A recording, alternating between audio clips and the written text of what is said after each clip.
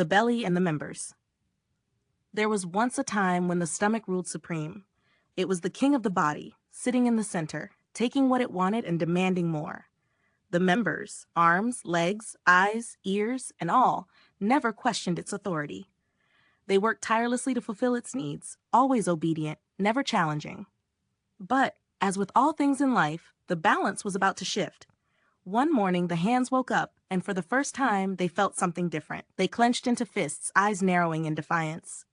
"Why should we serve the stomach's whims?" the left hand grumbled. "We do all the hard work. Without us, the stomach would have nothing to consume." The feet, who had long walked tirelessly from one place to another, joined in. "True, we carry the weight of the body. Without us, where would the stomach be? Trapped, immobile." And so a revolt began. One by one, the members began to voice their complaints.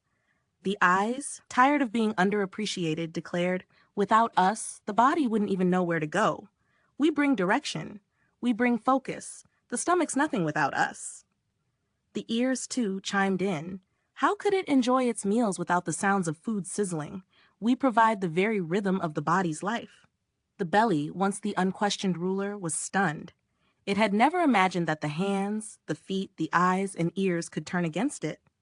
But the rebellion was real. The members no longer wished to serve in silence. Days passed, and without the cooperation of the members, the stomach soon found itself in a desperate predicament. The hands refused to feed it, the feet refused to carry it, the eyes turned away from the food, and the ears tuned out the sounds of mealtime.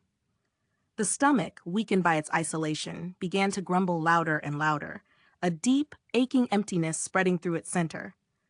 Desperation led to reflection. One evening, as the body lay still in the dark, the belly had an epiphany.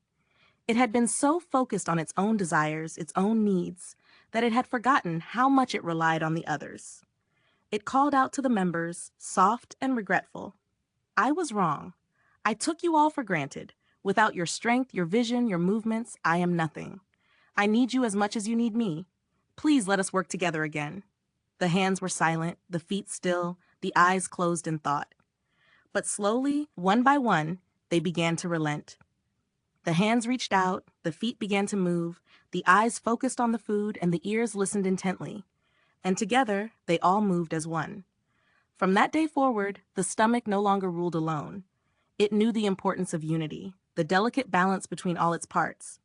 The members worked in harmony, each one contributing to the whole. And the body thrived, stronger than ever, as every part remembered that its strength came not from domination, but from cooperation. The body, once divided, had learned the greatest lesson, that each part, no matter how small or seemingly insignificant, played a crucial role in the well-being of the whole.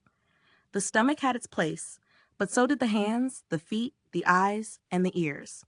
Together, they were unstoppable. If you enjoyed this story, don't forget to like, share, and subscribe to help the channel grow.